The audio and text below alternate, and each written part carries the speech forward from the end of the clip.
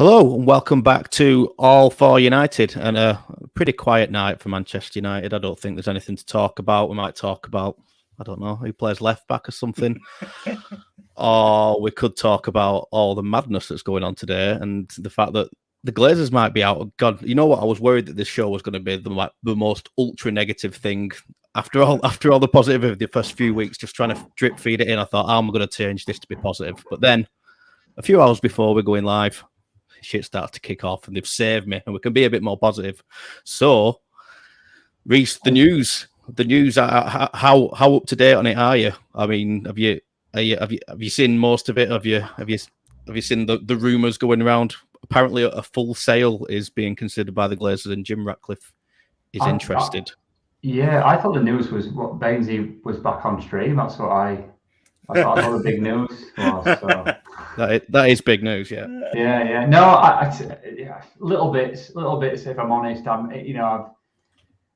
think everybody's been clamouring for some level of hope, especially in the last 2 or 3 weeks. I know Jim Ratcliffe kind of had mentioned some stuff towards the back end of last season, didn't he? In terms of his love for the club and everything else, and his involvement, and obviously that he would have been interested at some stage. Whether he's doing that now because of the situation we've further got into in terms of the desperation that we are currently in, I'm not sure. But I know there's, funnily enough, the Elon Musk thing seems to be quite a hilarious one, and I saw a few tweets afterwards saying that comedy was his second love or whatever it was he said on Twitter. But no, it's kind of seeing is believing for me. I think there's been many a touter come and go over the years, and we need to make sure that we concentrate as fans and as a club from a footballing perspective on the games and on the players and on the things that we can affect. This is going to happen in the background, isn't it? And we're not going to have much of a say in this, really. These people with these kind of obscene amounts of money. But yeah, hopefully it'll be somebody who loves the club, who wants to do right by the club, wants to do right by the fans. If he gets hold of it and it takes it in the right direction, then things could be looking up than they have been currently. So yeah, it's good sign. It does sound very exciting. It's possibly too good to be true because we've all kind of wanted a United fan to come in and spend money on a club that he loves and hopefully feel the same way that we do about it. Welcome to the show, Eddie. Are you all right, mate? How are you doing this evening? Thank you. Yeah. We'll come to you next because you're next in the order anyway. So I assume you're up to date with all the goings on from this evening and what's going on all over Twitter and the rumours about the ownership. But what's your immediate thoughts on it? And do you think it's something that could feasibly happen? Yeah, I saw it all. I was quite surprised, to be honest. I didn't expect it to be like a tsunami, like all at once, just things breaking all the time.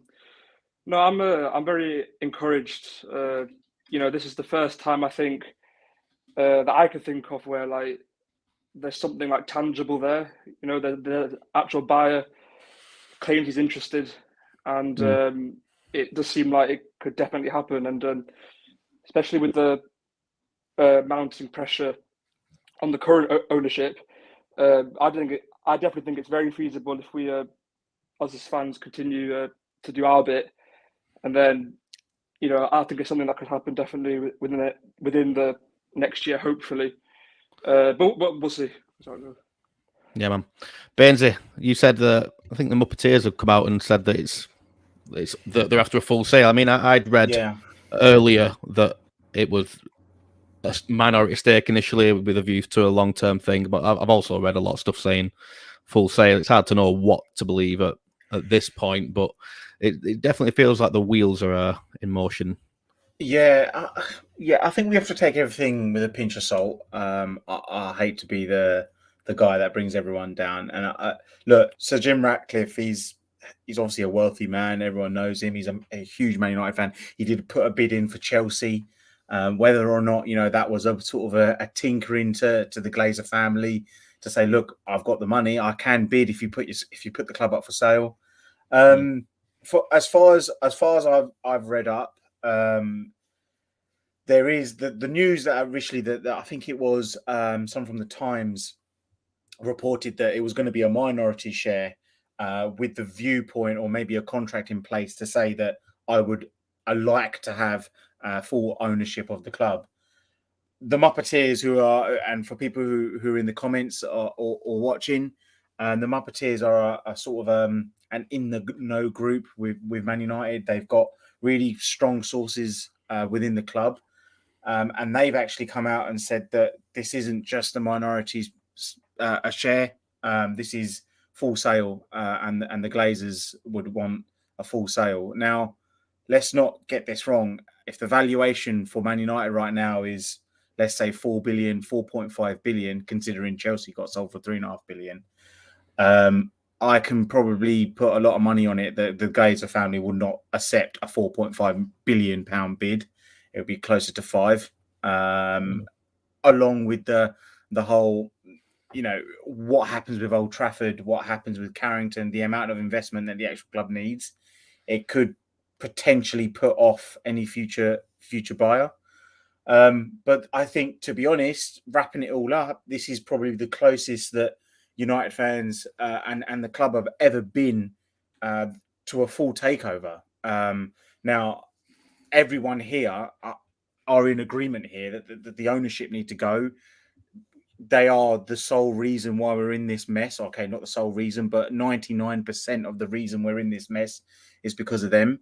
And finally, we might be able to see some light at the end of the tunnel. Now, the protests, they've been effective at immediate media attention. But I feel like now that more people can get behind the protests, there's an actual buyer. This time, there's an actual buyer that can come out and go, yeah, okay, let's do this. I have seen some joke tweets from Elon Musk coming out and saying, I'd like to buy Man United as a club fan himself. It would be funny if there would be a bidding war. But yeah, look, you got to take it. I think we are going to see a lot of crap in the next day or so.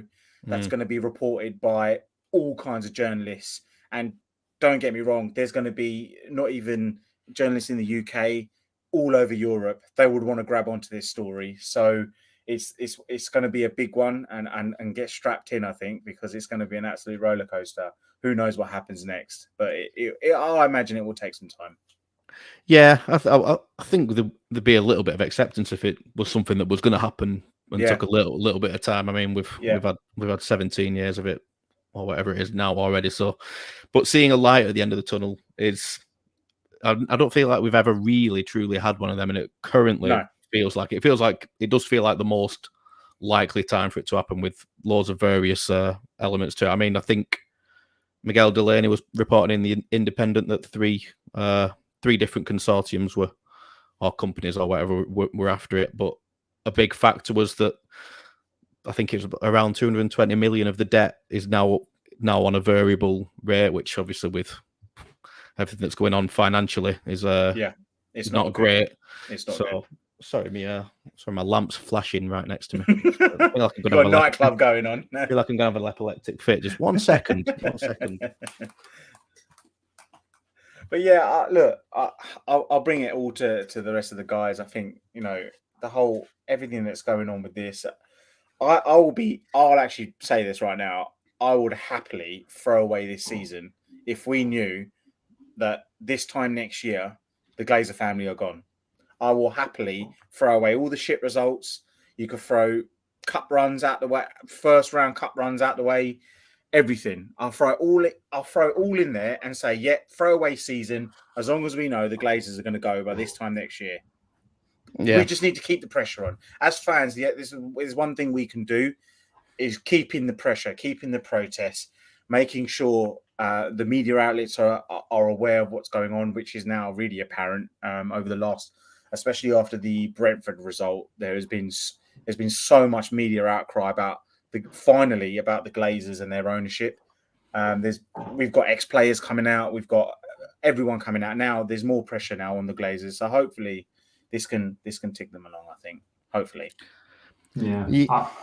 I was just going to say that I agree with Bainesy. I think it depends on how much, just being devil's advocate, really, how much of a season we're willing to throw away. Like in terms of where we're at currently, I don't think we're, as daft and as drastic and as panicky as we all are. I don't think we're in for a relegation battle, surely to God. But No. how bad is that season going to be? How much are we willing to kind of suffer to allow the Glazers to go? But they're going to go with some level of pain, aren't they? I think they're not going to let us just go. I don't think they're going to go quietly. I think the daft thing about all this, and it's like any sort of management really, and it kind of goes to show how poor they've been, is how they're just not willing to come out as a last ditch and just. I think some of the fans, especially years ago, or even the beginning of last season, were willing to kind of just hear them come out and speak and voice some of their concerns to the fans. The fact they haven't done that and they haven't addressed any of those issues is gone down as massively disrespectful, I think, for most of the hardcore fans, really. And I think they're way beyond that now. But that's been disappointing that they've not just come out and addressed things, even written a public apology or a letter or a statement to the fans just to say that this is what we're about, this is what we're looking to do, and just give the fans a little level of comfort that they are thinking about some aspects. And yeah, the time's come now, hasn't it? I think we've got to move on from that, really. Yeah, I think we'll come to you next again, Eddie, because you mentioned about doing our own part, and this was going to be the forefront of the show, really, before all the news broke about potential actually a buyer coming in already. There's a bit of a divide in terms of protest for the game on Monday. Some saying stay away, and that's mainly been levelled at online support, I think, that have been behind that, whereas maybe more of the match day goers aligned with the 1958 are thinking, just the protest, and it's too soon to get something like the emptying the stadium together. What do you think will happen? Do you think the stands will be empty, or do you think it'll be a bit of both, or would you think we'll see a full crowd and maybe go for the emptying thing later on? I mean, you're welcome to have your opinion on that, but what I think will happen is obviously there's a big protest that will happen. That will definitely happen. But in terms of like the emptying of the stadium, I'm not sure we'll see like loads and loads of empty seats. I think we'll just see like the odd one here or there in terms of like the emptying Old Trafford, because I think that wasn't organised by the 950. It wasn't. That was just started no, wasn't it? Yeah, it's separate. Yeah, they've referenced it in what they've put out in the last few days or so. Yeah. They're aware I don't of think it will happen. Yeah, I think it will happen, but in my opinion, like I was saying before, because now we have someone tangible there who's, reports are claiming that he is open to buying the club. I don't see why for one game, particularly like a high-profile game like Liverpool, and like it doesn't even need to be for like every single home game. Just for one game, Liverpool just empty, not the full stadium, but like if even like 20-30% of the stadium was empty, just to hammer down on the message that whatever these owners do now, us fans aren't going to change our mind. I think that'd be like a big message to send, not just to the Glazers, but also to the Premier League themselves. So I definitely, in my opinion, back the emptying Old Trafford movement. But if I'm being honest, I don't think that will happen. That part. Yeah, that's kind of my take. I think it needs a lot of organisation, doesn't it? And it needs everybody to be on the same sort of page. I think that's the main thing now, isn't it, Baines? Is just everybody being on the same page. I think it's possibly easier for everybody to have a bit of a united front now that there is, that sort of something to work towards, and hopefully that maybe this is the thing that does get us to that stage. But what do you see happening on Monday? Do you think it will be a sort of? Do you think the stadium will be empty? I don't think fans should be criticising each other for one way or the other. I mean, if season ticket holders want to go in, and a lot of them stand by the fact that they will still go in, I don't think anybody should be made to feel, lesser of a United fan just because they choose one way or another. And it should just be everybody working together, really, shouldn't it? Yeah, at the end of the day, season ticket holders have paid their money. This is one of the biggest games of the calendar. Look, it's not going to be pretty. I know this is the Liverpool preview, but there are some bigger news which is coming out for the club. Now, where I stand with it is, I feel like some people that were adamant to say that we're going to go in, we're going to watch the game. Maybe now they're, with all this news coming out, maybe their thoughts are going to be a little bit swayed now. Maybe there is that okay, this could be it. You know, this is what some fans are looking at, and there is an actual genuine reason to not go to the game. For me, obviously, I haven't got a ticket, so I won't be going to the game. But I know there are friends of mine that did have tickets. They're not selling them, and they're not going to go to the game. Now, look, there's no, I don't think there's no right or wrong here. But just looking at all the news that's come out now, I do feel like there's going to be a bit more of a push now. There's going to be more faces in that protest. There's going to be less seats that are going to go. To be honest, I see it in one way, that if Old Trafford is quite evidently empty, now I don't think every single seat is going to be empty, but if there's going to be a camera shot at the Stretford end, for example, and we see 25% of the seats still available or 50% of the seats available, and we're losing 3-0, there's going to be a case of, oh look, Man United fans haven't turned, they've just left at half time, or they've left at 60 minutes or 70 minutes, when in the actual case it could well be that they were just empty at the start of the game. But the media are a media at the end of the day, aren't they? So that they can pick and choose what they will write about. For me personally, I think if you do have a ticket, try not to go. I completely understand if you do want to go and you want to go see the game, fair enough. But I think there's an actual genuine excuse now. There's a real buyer that wants to come out for the club. So I feel like the pressure on the protests and this empty Old Trafford protest which is happening, I feel like there should be more people that should be interested. Yeah, it will be interesting to see the kind of sway that happens in the next week or so, and who kind of changes the mind. I'm not going to tell people to do it one way or the other, because I'm not a season ticket holder, and no one's right, no one's wrong in this. So, and if I was, I don't know how I'd feel about it. But Richie, welcome to the show, mate. He's in. Yeah. What's your take on the news tonight in general? Do you think it's something that could happen, and how excited are you for it to happen if it does, in terms of Jim Ratcliffe, obviously? I'm excited that it's an opportunity for us to get rid of the Glazers, firstly. In terms of Jim Ratcliffe, I'm not going to be one to say that I know a lot about him. Mm-hmm. Obviously, I've seen his net worth's around 14 to 15 billion. Is that enough for an owner for us, in terms of if we're looking to upgrade the infrastructure, whether that be the stadium, training ground complex? Is he going to want to put that in? Do you know what I mean? Put so much money in? Then I look at it as, then he's going to invest in the squad over the coming years. The fact that, will he have a backlash from other fans where he's going to want to recoup some of that money? Do you know what I mean?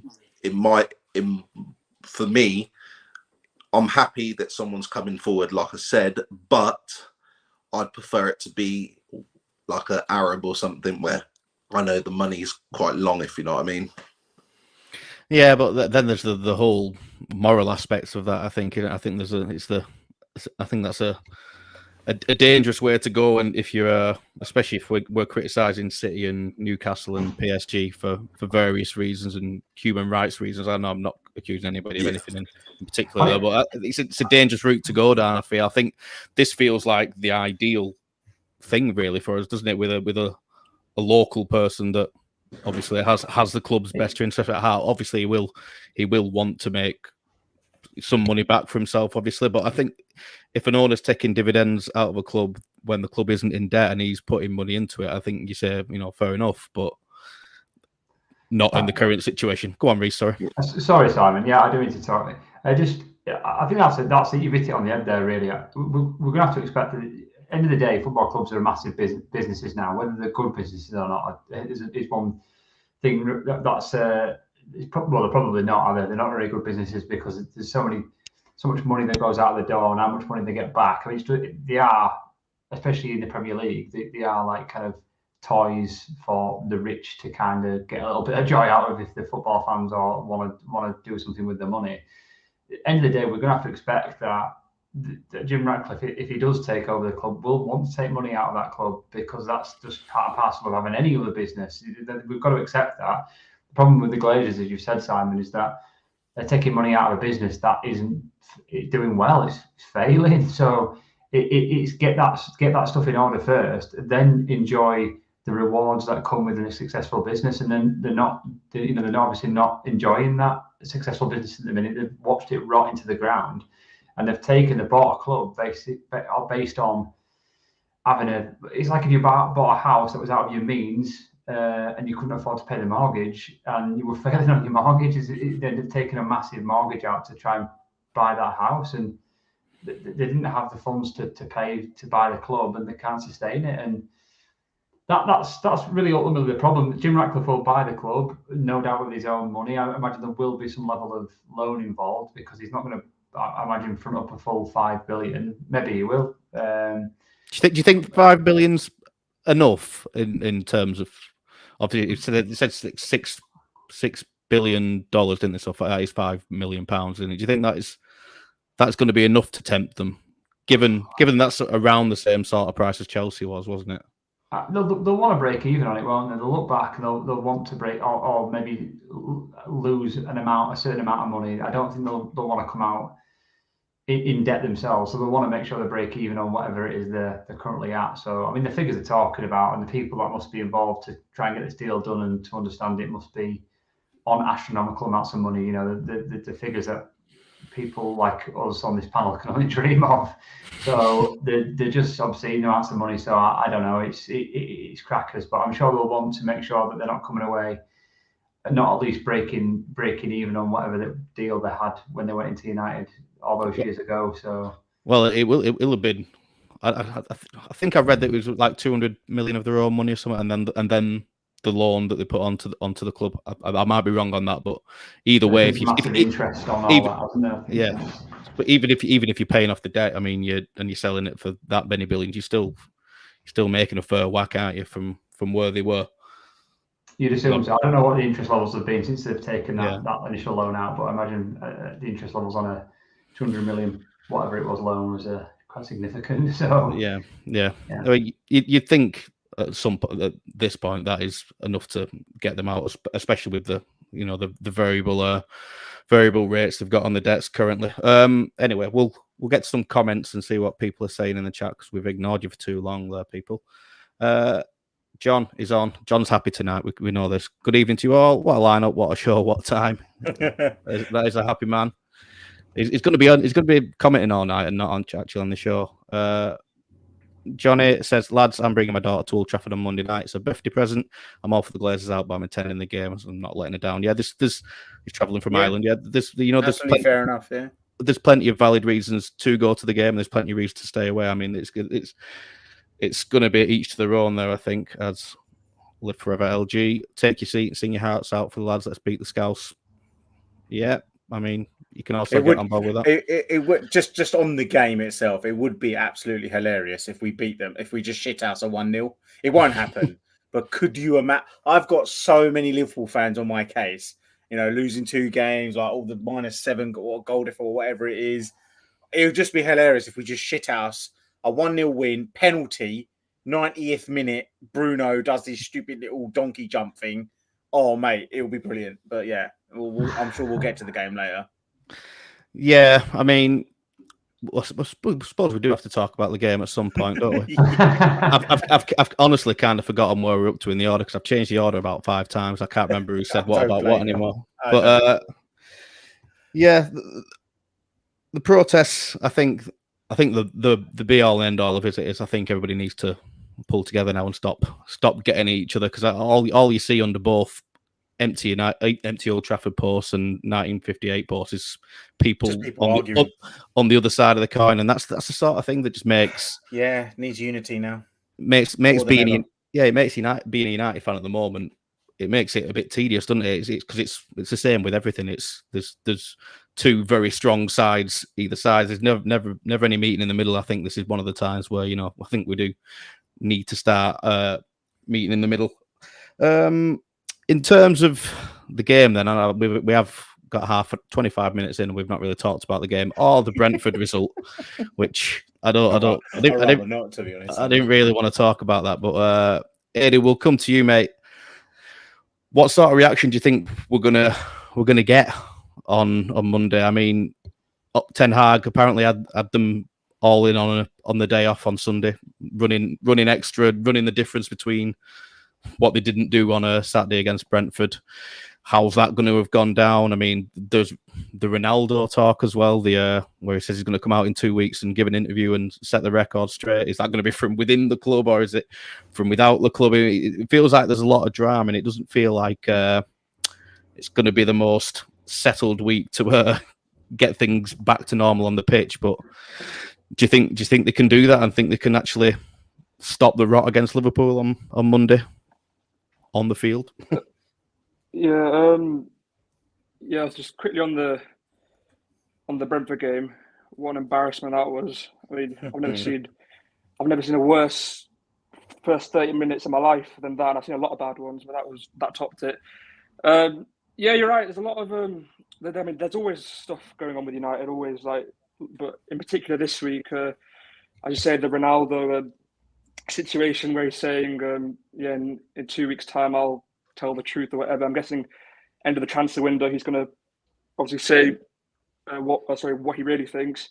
And in terms of the players, whether I expect them to have a reaction, no, I don't, to be honest, because there's been a lot of times in the past where I've expected a reaction and I've got absolutely nothing. So I don't see why this time would be any different. Like I said, Liverpool are. I used to think form would go out the window in games against Liverpool and against City, but I just think the quality between us and them is the gap is so big now, and and then when you add the attitude, of the players that we have, I can't see us turning around. As much as I'd love that 1-0, shithousing win. That sounds great, but I don't see it happening, to be honest, with the attitude the players have. Yeah, we'll flip back to you, Richie, on this one. Do you think we'll see a reaction, or are we staring down the barrel of 3 games, 0 points, like a few of us were worried about last week? Well, I don't know. I'll be honest. Like been said, we expect a reaction from these players, but we know these players. Ten Hag doesn't know these players like we know them. In terms of obviously watching them for a number of years now, I don't think we're going to get a positive reaction. If I'm honest, we're going to see the same lazy, lackadaisical, egotistical players. And no amount of training groundwork will solve that. You say no? I'll be honest. Even if he was to change a couple of players, there's still going to be that mentality issue in that team, because he can't change the whole 11. So yeah, like I said, I can't see a reaction happening in a positive way anyway. No, it does feel far-fetched now, but stranger things have happened, and it has been the cliche that form goes out the window against Liverpool, but the more and more that gets said over the last few years, the less true it becomes, I think, with some of the shocking results, and essentially there's been a lot of draws as well as all them naff defeats. Reece, what do you think we're going to see? Is it going to be same old? Are we in depression mode in terms of the on the pitch stuff at the moment, or could they pull something out? I mean, they could be any lower, could they? So anything that they turn up with on it's on the Monday, isn't it? This week, isn't it? Anything they turn up with on the Monday is is going to be better than we've seen over the last 2 games. So I don't know. They've got everything to prove, and hopefully that can play to their hands, and they can maybe strike some performances together. But as a team at the minute, they're just woeful. But I don't know. With football, it's funny, isn't it? It's like, you know, it's getting to a point where it's so rigidly tactical. Like, people obviously talking about Martinez and his height, for example, as an issue. And it's just one example. I'm not sort of necessarily picking on Martinez, but you wouldn't have thought that would sort of have been played against us so easily in the first opening 2 games. But it seems to have been a massive target already. And there's just weaknesses across the team where clearly we're not a structured and balanced side. And when you look at the Liverpool team, even though I think one of the plus points we've got at the minute is that the Liverpool team is quite weak in terms of they've not really replaced Mane properly, I don't think. I think obviously Nunes having the red card, I think they've got a couple of injuries as well, haven't they? I think they've had a couple of people missing, so they're not as strong as they could be coming into this game. And obviously the confidence is knocked after the last 2 draws they've received. But it's still Liverpool. It's still a sort of one of the biggest games the Premier League sees in a season, and for that very reason, everybody picks up the performance. So it could be one of those games. It could be one of those really weird, odd games where everybody just seems to be on fire. I think United teams, even the last 2 years, what we need to see is just hold the fort a little bit in the first 20 minutes. I think that frailty, when we have been drubbed 3 or 4, 5-0 in games over the last 12 months, we've given away silly goals in the first 5-10 minutes. It's then followed up by a really close, quick second goal, and the game's dead and buried in the first 15-20 minutes. And we need to be sort of play out, be a little cagey in the first 15, hold them out. And if we sort of do that over the first 15-20, then maybe we do something. We get a chance or 2 in that first 45. Maybe we take it, get to half time, maybe 0-0 or even 1 up. You never know. Second half, it can all sort of change. But yeah, it's going to be tough, Simon, isn't it? Even if they're weak, it's going to be tough. The best team in the league, bar Man City, and there's not much difference between the 2 teams really. And yeah, we're massively underdogs, especially considering our form and confidence at the minute. So I'm just hoping that they put a bit of effort in. I think the last Liverpool game, that was the biggest downside to it all, that the players just down tools and were walking and just didn't want to put any effort in. And that was the saddest thing to see, I think. At least if they put a bit of effort in and show a little bit of willing, then the fans can sort of get behind them a little bit. But in terms of the protest, do I agree with the fans not going to the game? Not necessarily. I think like Bainesy, I'm probably 50-50 on the idea, really. I think there's a lot of fans that have to travel a long way to come and watch Man United. It's a privilege to come and watch them. Everyone's not always as blessed as some fans who are on the doorstep. So to get a ticket to see Man United Liverpool is a big thing, despite the fact that the current situation. So I just hope the fans, as we said before, we're really divided at the minute. I've been at games where you feel the animosity with your own fans, and that just shouldn't be the case. I mean, the guy who said earlier on he's taking his daughter to the game, I just hope for his sake, everything goes okay, because the last thing you want to see is riots and innocent people getting sort of caught up in that. So no, as long as it's done innocently and in the right manner, then hopefully it has the right reaction. But again, are the Glazers gonna care? I'm not sure, but I understand the sentiment, and I fully back them, and hope they do it in the right way. So yeah, there's a few. I'll just get a few more comments on that because I didn't get to most of them before. Jarvis says people going to the game is short-sighted in his opinion. Right now, the best way to support the club is stay at home or stay outside Old Trafford protesting. I mean, it is people having one view or the other mostly, isn't it? I mean, as back again, Live Forever LG says, we tried to walk out last season, not many left. What's staying out going to achieve? I mean, there has been these examples, where walkouts have been mooted. I mean, that one in particular, I think Varane scored like just before the walkout was supposed to happen, and I don't know if that affected it or not, but it is hard. It's hard to see like an online hashtag and I suppose both groups are semi-anonymous, aren't they? But it's hard to see a hashtag affecting what happens with the match-going fans, and I think it'll get mostly ignored in that sense. Whether that's right or wrong or not, that's up for people to debate. But yeah, I personally just can't see it happening. Box says if you do a walkout, you need at least 80% for it to be worth walking out. And I mean, it needs to be impactful, doesn't it? And I think what gets on my nerves a little bit, so I'll stop talking a sec because I've had a waffle earlier on. But no, you're fine. It's this kind of like this kind of peeing contest and this thingy measuring. I'm not saying it, but where it's I'm a bigger fan than you. I'm a better fan than you, and that's kind of got into the Man United DNA now. Even a couple of people in the chat, and the Jarvis is a long-term AFU supporter. Really understanding back what he's saying there, but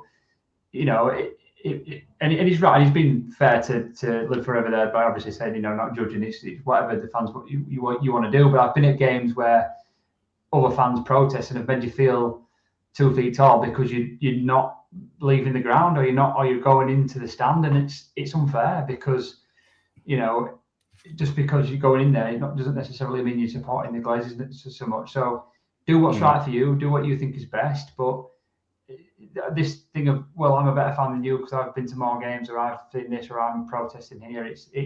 I don't agree with that side of it, and we've got to understand that because you're passionate doesn't necessarily mean the person next to you isn't as passionate as you and is not, or less of a fan than you because he's not as passionate, I think is what I'm trying to say. But yeah, it's I would say any division that is caused between the United fan base just plays into the Glazers' hands, and we all I don't know anybody that wants the Glazers in, so it's pointless. It's pointless feeding that division in that sense. I mean, just everybody wants the best for the club, don't they? And whichever way they choose to do it, and if they're willing to take certain steps, so be it. If others aren't, then so be it. Don't get no point in getting on each other's case. It doesn't solve anything, does it?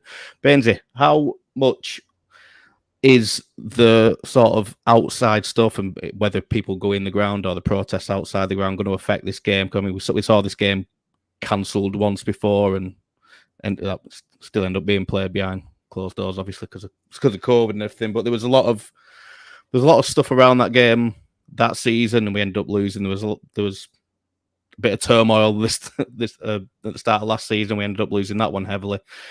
The players seem affected by stuff off the pitch and rumours online and all media criticism. They seem a bit fragile in that sense. Is this going to affect them further, considering they've had such a bad start as well? Because it does feel like they read the stuff that people are saying online in some senses, doesn't it?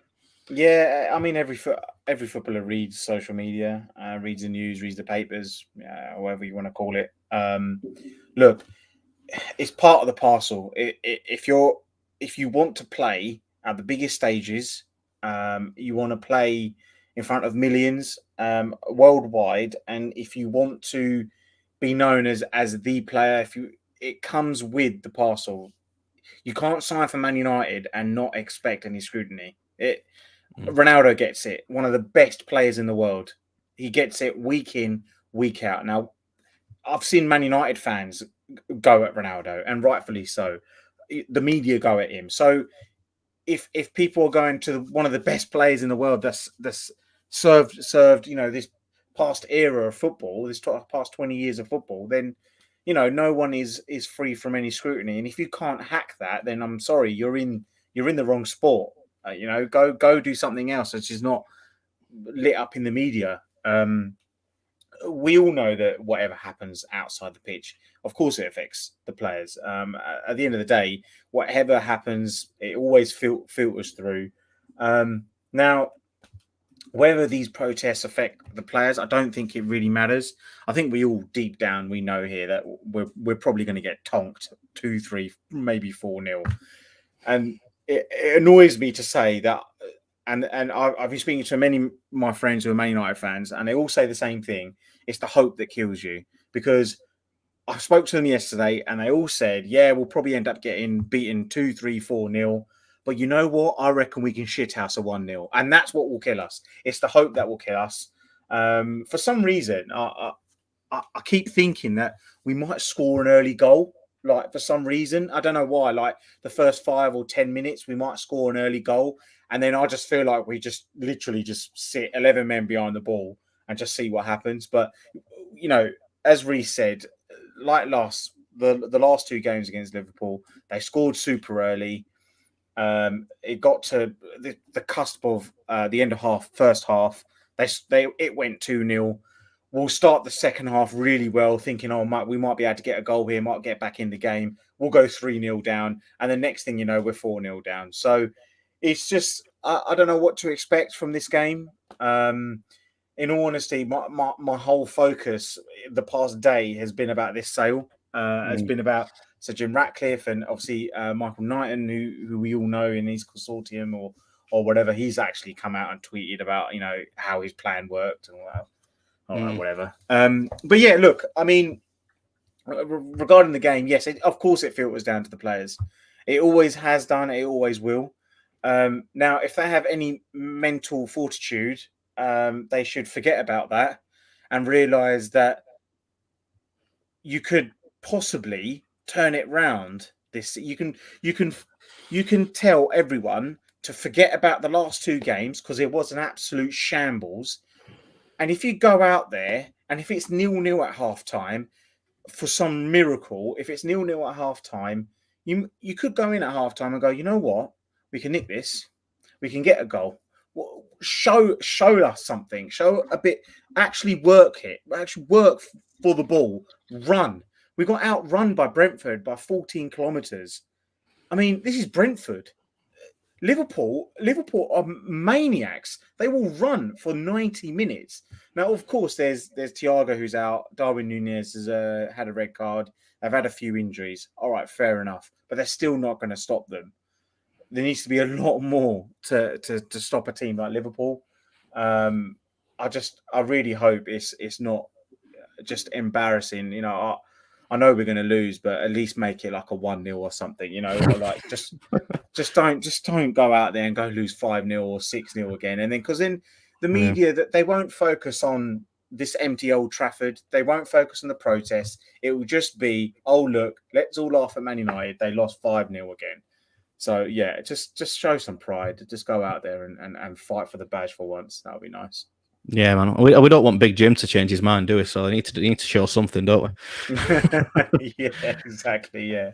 Eddie, how do you think? I know you kind of talked about the reaction already, but do you think the noise around the protests and the ownership and everything going on this week, do you think has any effect on the players going into this game, or do you think it's irrelevant to them because they don't think about it? I mean, Gary Neville used to say back in the late 2000s that it didn't affect them at all, but at that point they were successful and they probably didn't need to worry about it. Whereas now it's a bigger deal and hangs over us a bit more heavily. So do you think this bunch are affected by that, or is it just focus on the pitch for them? And that's still a worry, isn't it, really, with the form at the moment?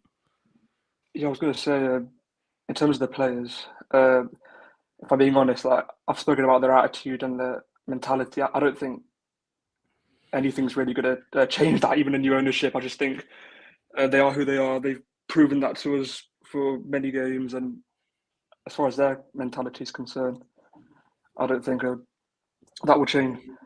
But the one aspect that might help us is the fans, because of the new news about this ownership.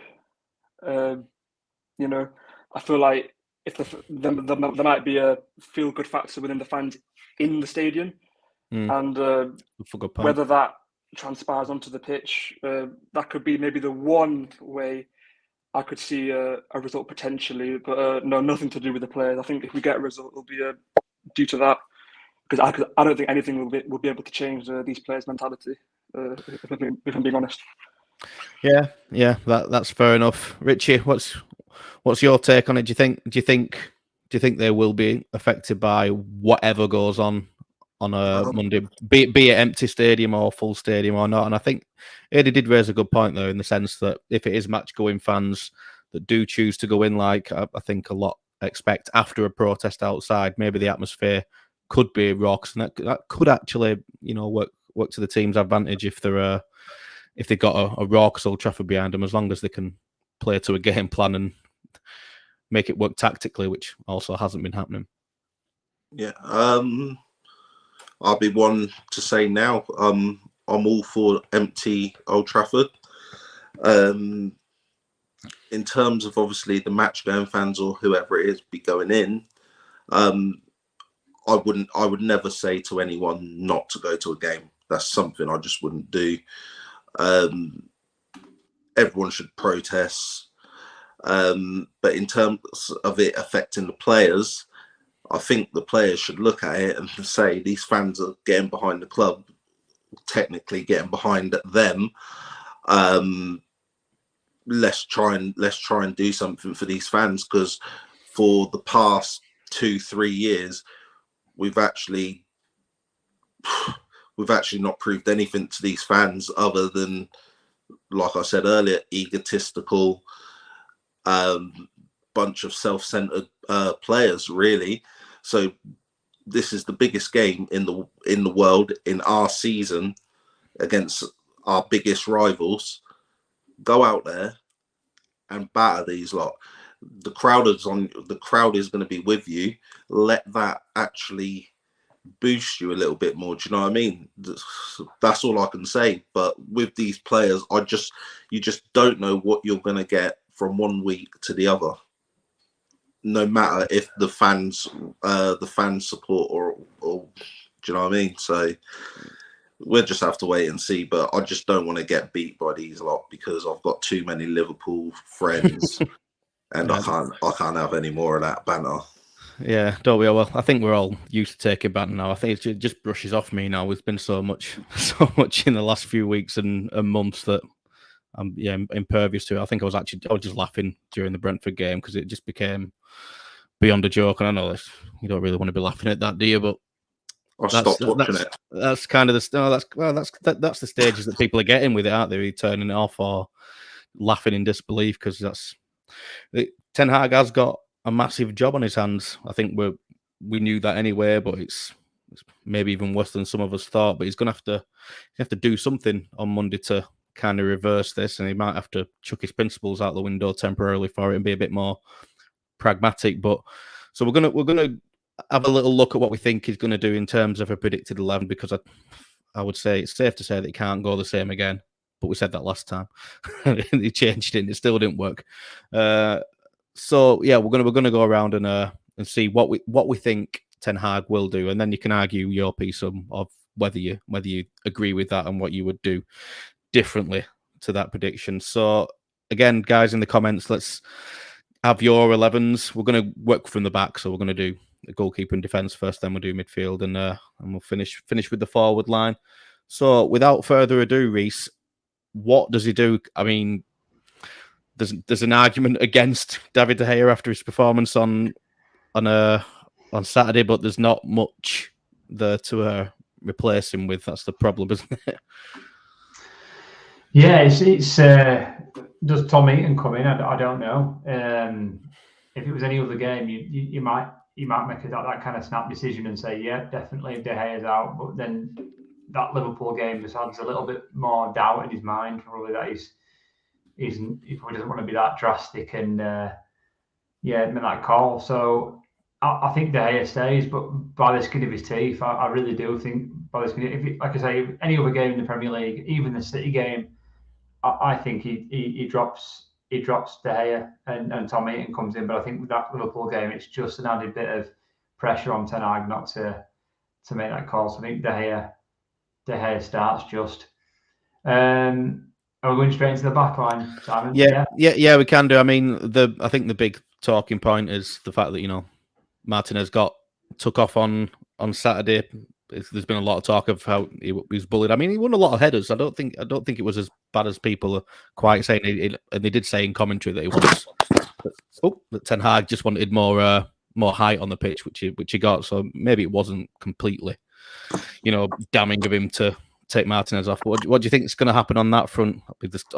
Obviously, there's talk of him going into midfield as well, which has been discussed previously on the show.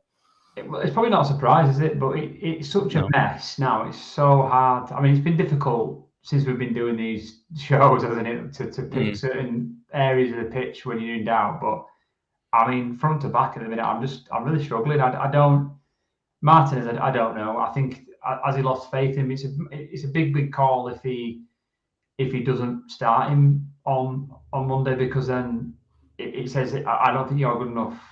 Or I don't think you're good enough to play in this team, which is pretty bad considering the team's been absolutely diabolical for quite some time. So I think if Lindelof was fit, I'm not sure if he's going to be fit enough for Monday. He walks back into the team. I really do think he walks back into the team. But I think he's got to start Varane. I think we looked a little bit more solid in that second half when Varane came on, and he seemed to shore things up a little bit. So yeah, I think it's Maguire, Varane at the back. So I think Martinez needs a little bit of a break. I think he needs a reset. I think he needs to study a little bit in terms of what he needs to do in the Premier League and see, understand the areas he needs to get better at. I think he's a bit erratic. It's a bit of a Bailly situation where he can have an unbelievable performance and he's good on the ball, but then it's coupled with a couple of really drastically bad errors. So I think he needs to reconvene on that, and I think it's Varane and Maguire at the back. Shaw for me, he's done. He's done. I think his fitness is. I've said this pre-season. I don't think he's fit enough. I don't think he can get fit enough anymore. I think even when he's up to what he considers his 100%, is probably 80% of where everybody else is. If you know what I mean, it's kind of like he can't make up that extra 20%. He's not fit enough, and I think Malassia's got to start. I think he's done nothing wrong. He's had a decent pre-season. He looks sharp playing. He's had a couple of cameo roles at the end of games where we've been poor. So start him. I think on the right it's got to be Dalot, isn't it? I think it's straightforward. Dalot doesn't seem to favour Wan-Bissaka at all, and we don't have any other options. And with Laird getting loaned out last week leaves us pretty short in that side, doesn't it? So I think it's Dalot. Yeah. So that's what you think he will go for, yeah. Yeah. Bainsy, what do you think he's going to do? Do you think he's going to make any bold decisions in this area? I think he probably does have decisions to make at centre back, and does he have a decision to make at right back? Not in the sense that necessarily Delor's been completely awful, because plenty of them have been bad. Is there an argument for Aaron Wan-Bissaka in this game, in the sense that maybe we need a bit more defensive rigidity and worry less about going forward? Yeah, will he play like that? I mean, will he change his philosophy? No, I think he's the type of manager that won't change his philosophy. He has a particular way of playing, very much like the Pep way and the Klopp way. They have one way of playing. It's bulldozing teams, relentless pressure and possession.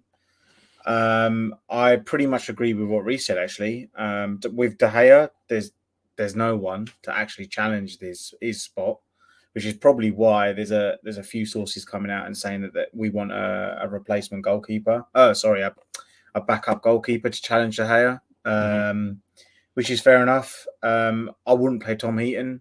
I just wouldn't go anywhere near Tom Heaton in games like this. Maybe in the early cup runs or maybe Europa League, Tom Heaton could have a shout. Nothing against the bloke. I just don't think out of the two you're going to choose De Gea, aren't you? Left back, I've been a big admirer of Shaw, but I can't be arsed with it. Put Malacia in. These players have had enough chances, and we'll get to the front line later. But the players have had enough chances. Shaw has given us nine seasons, and 2.5 of them he's been good. Some people say world class, but I'll just say good. And just put Malacia in. I mean, he came in and he looks ferocious. He's very quick. He's absolutely lightning. Sticks a foot in, not scared. He'll take people on. Just put him in. the centre back one, I said against Brighton that Martinez isn't the one. I don't know what it was. Maybe it was a bit rash of me to say something, but honestly, he's Marcos Rojo. He's literally Marcos Rojo. Like, really rash, aggressive. Okay, yeah, he plays with the ball, but he came from a league and in a team where they would have 75% possession, and his team would have a register that essentially he would have a free in midfield in front of him that would just clean up everything for him anyway. And all he had to do is get the ball and play with his feet. The Premier League is a whole different animal. Ivan Toney was all over him. Look, okay, fair enough. You know, the whole height thing, I don't care about that. But I don't know. Martinez is a weird one. And if he drops him against Liverpool and plays Varane, Maguire or Lindelof, Maguire, whoever, we know Maguire's going to play. He's the captain at the end of the day. So there's no point getting around that. If Varane comes in, I think Erik ten Hag is actually saying you're not built for this league. You need to get the book out and start working on what you want to do here. So it'll be interesting to see. Look, it's a Liverpool team that aerially aren't aggressive. Maybe from set pieces they are, but yeah, I would put.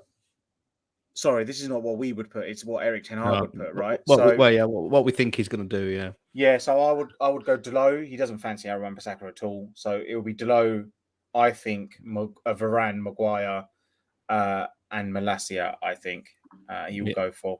He did those changes at Brentford, and we kept a clean sheet for 45 minutes. Hurrah! So yeah, that's what I think he will go with. Yeah, I can't see you being too far wrong there on that one. I had a point to make then, and I've completely forgotten it. So we'll just move on. No, I've remembered it. The thing on Aaron Wan-Bissaka, I mean, if he wants to play out from the back, Aaron Wan-Bissaka panics on the ball. Panics on the ball all the time, doesn't he? So it doesn't feel likely in that sense, but maybe in a defensive sense. But you need both, don't you? We just don't seem to have players that can do both, do we? But Eddie, what do you think he's going to go for in terms of a backline, keeper as well?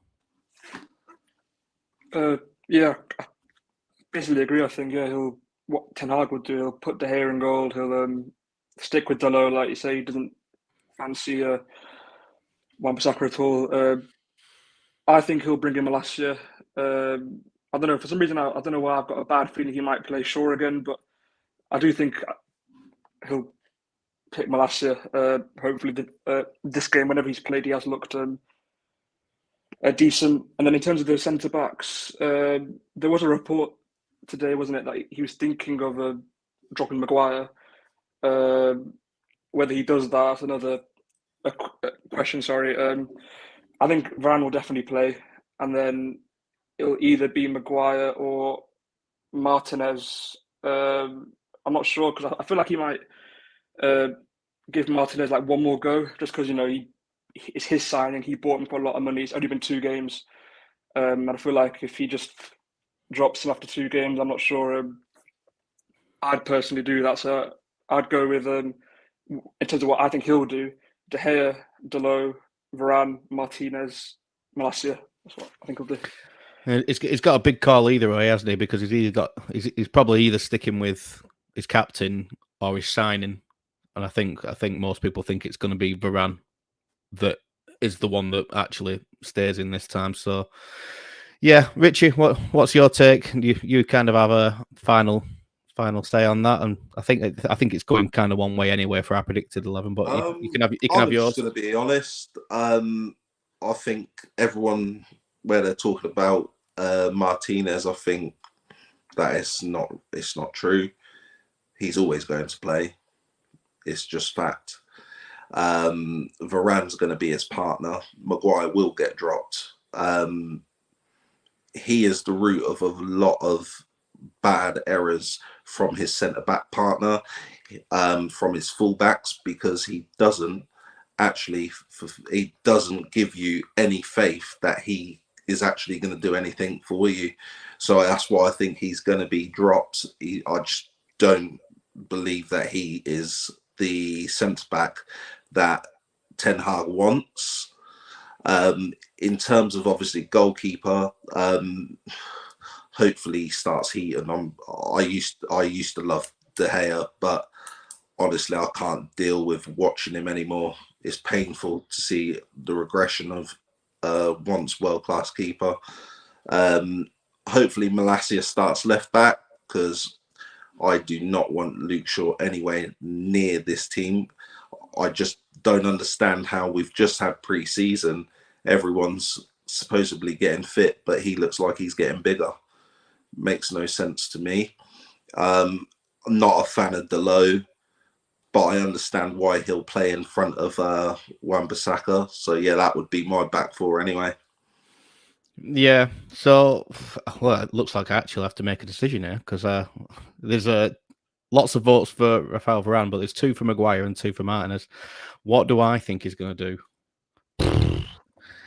Well, you've all chose Varane, so I've got to choose between whether I think he'll go for Maguire or Martinez. I think he'll stick with Maguire personally. I think it'd be, if I'm having to call between those two staying in the side, I would think it'll be Maguire that he sticks with over his signing. He might take his signing out and say, yeah. He's club captain at the end of the day, and he came out in a press conference and said he's not changing him as club captain. So it means he's basically backing him.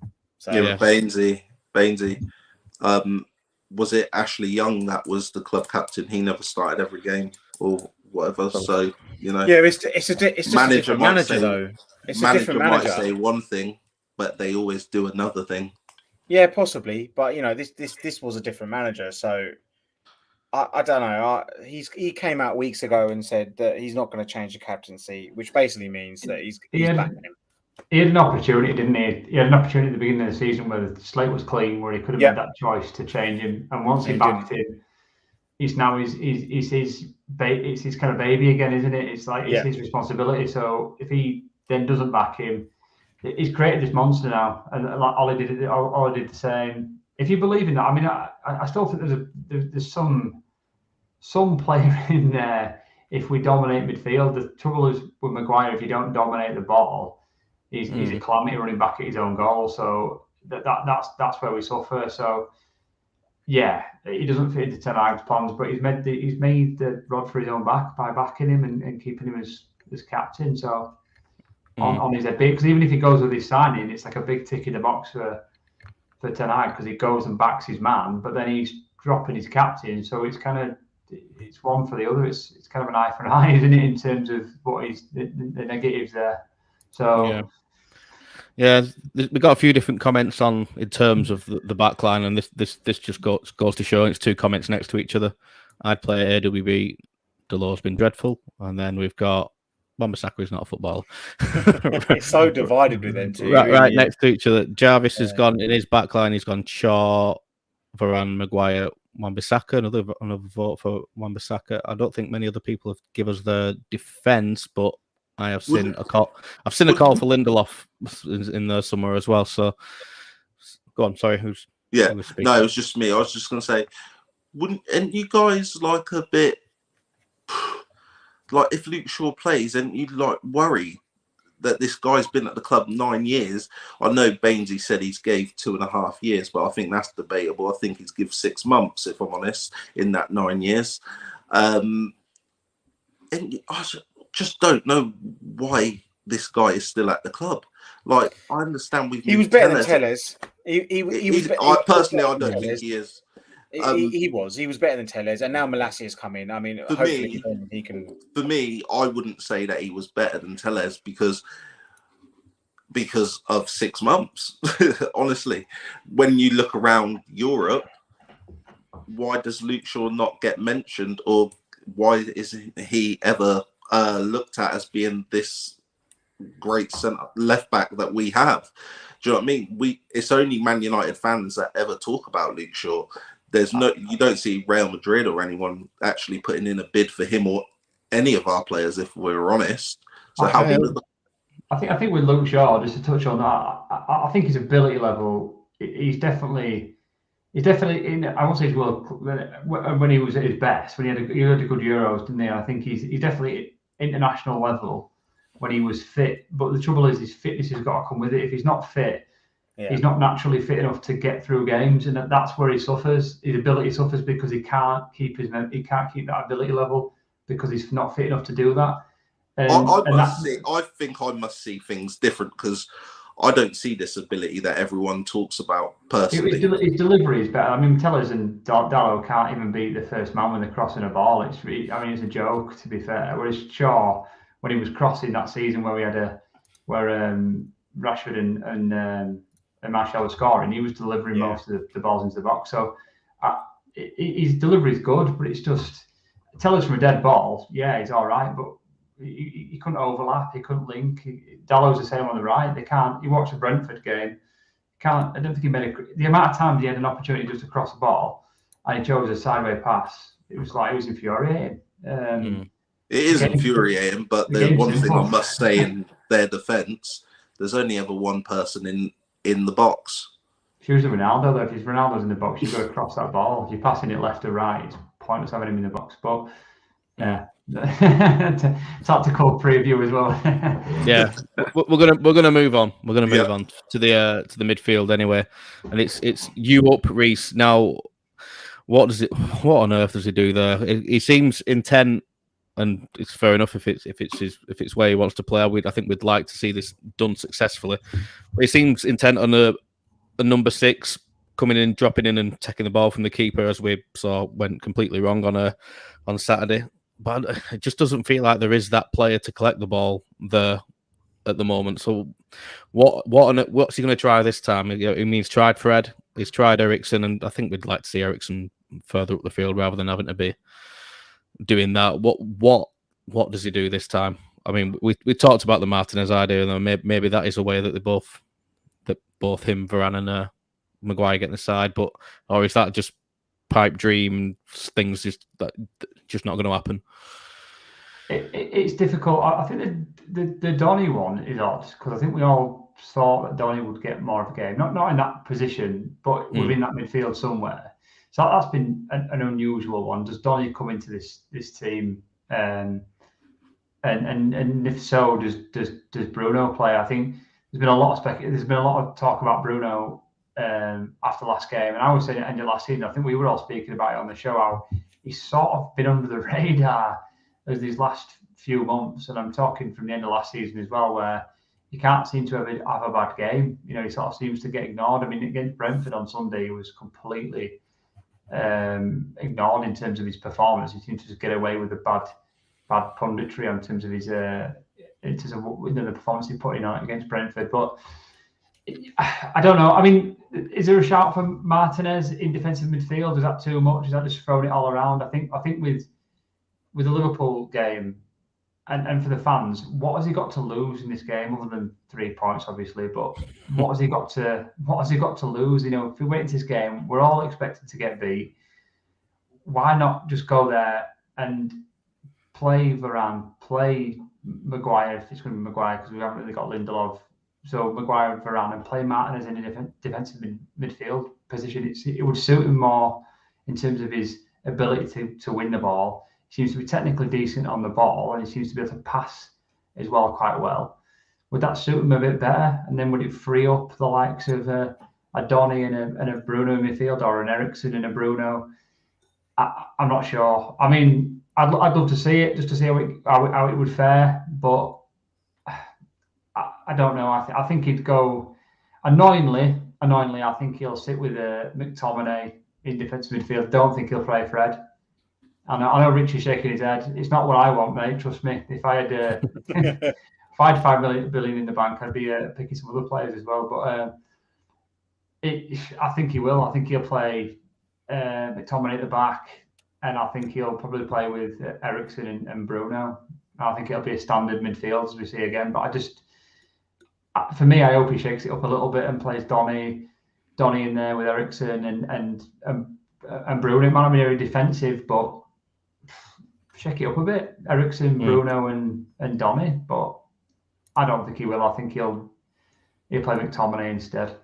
To be fair, McTominay did all right when he came on Saturday. If you watched the highlights of the Brentford game last season, he was good against Brentford when he was playing on his own without Fred and we had a different midfield. Yeah, I'm not saying he's the answer, but there was a bit of improvement.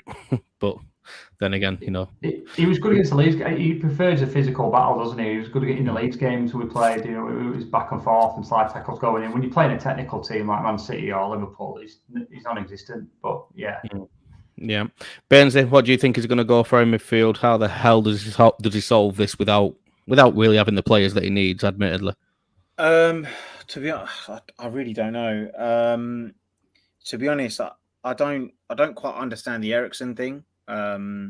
So against Brighton, he played them in the 10, and then at Brentford, he played him as a 6.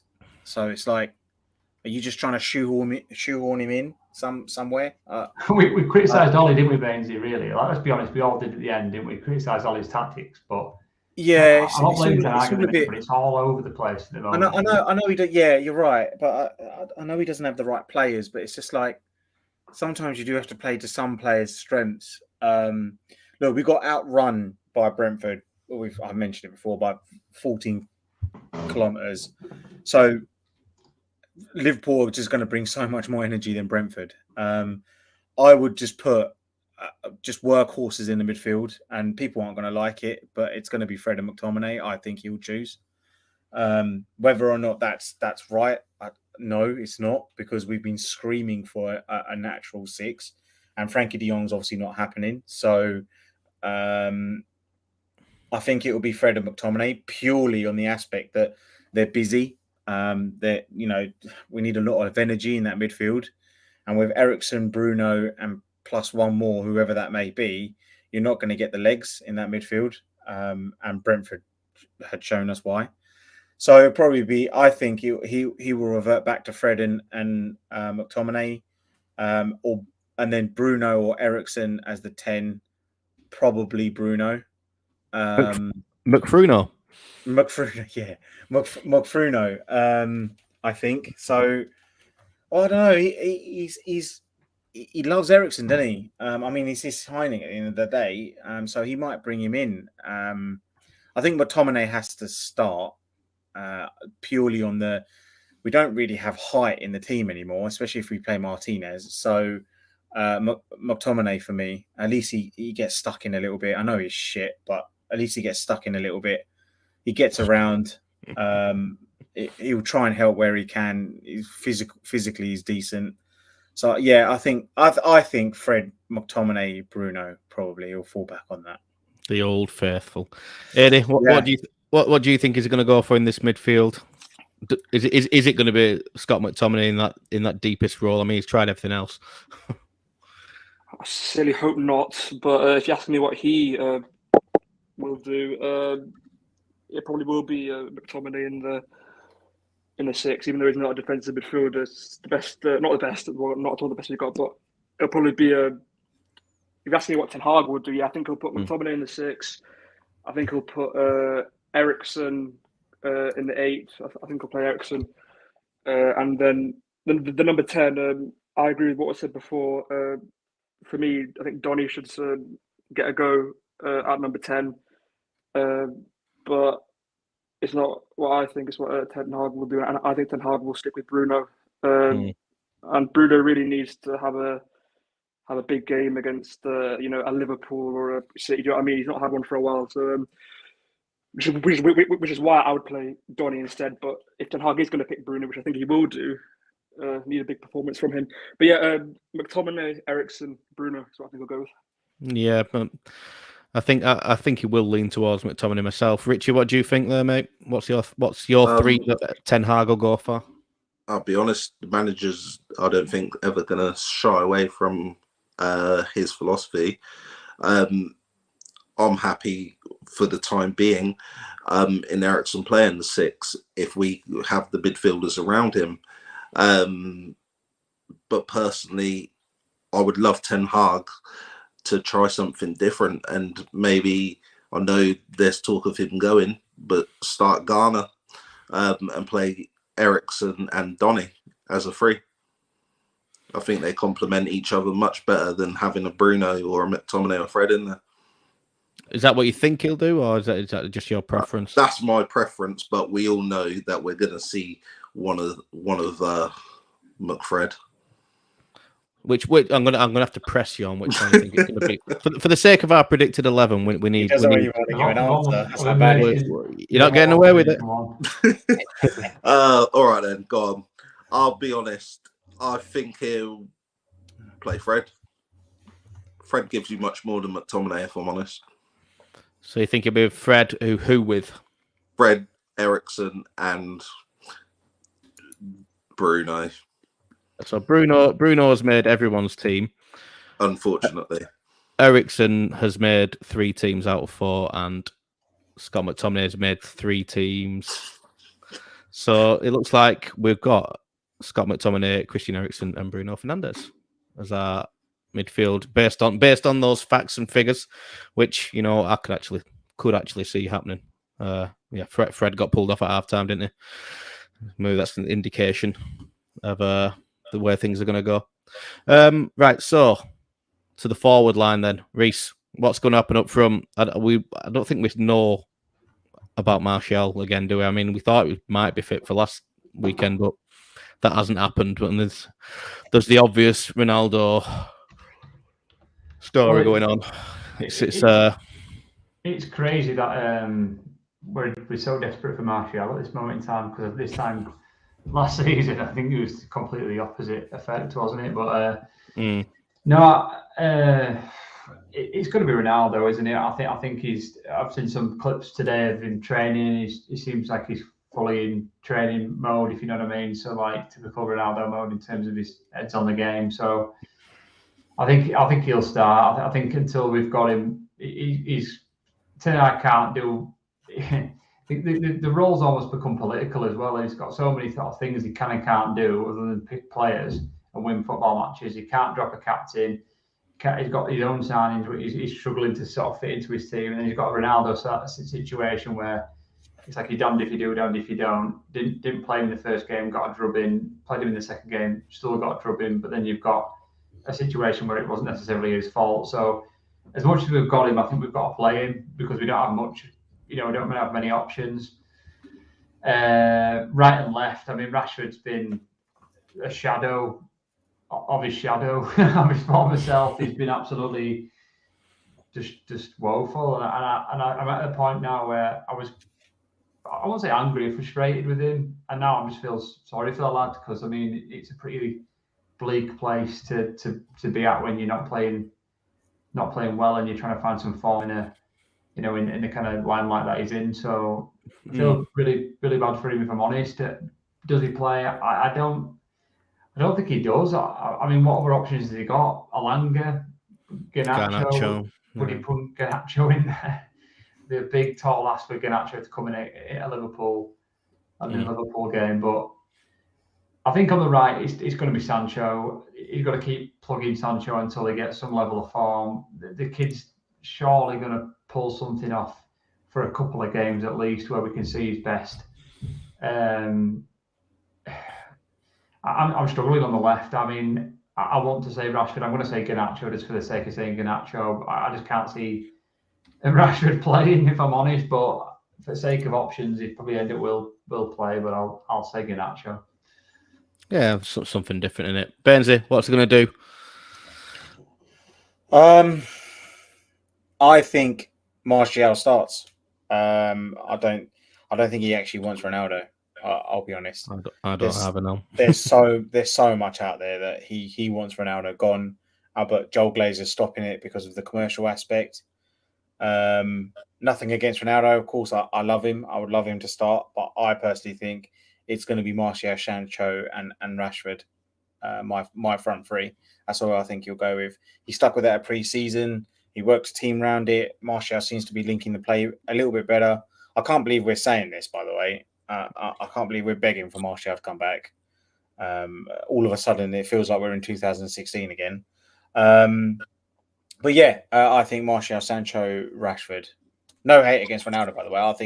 I think he should start. one cross, he's that one shot, one goal kind of player. But yeah, I think Martial goes in instead of Ronaldo. Fair dues. Eddie, what do you think? What do you think he chooses up front? Well, I think he would do. Sancho will definitely start. Yeah, but like I said before, I think due a big performance from him, hopefully, and hopefully it's this game. Best game to do it. But yeah, I think Sancho will definitely start. We haven't got many options up front, have we? Not really, I think it'll be Rashford. Unfortunately, it'll have to be Rashford. And then it's either, I don't think he'll throw Garnacho in to start. He might come off the bench, not to start. So the wings, Rashford, Sancho. And in terms of the striker between Martial and Ronaldo, I don't think Martial will start straight away. I think he'll come off the bench because he is. I think we can call him an injury-prone player. He does get injuries quite a lot. So I think easing him back in, is the best solution. I think Ten Hag will think like that as well. So I think it'll be Rashford, Ronaldo, Sancho.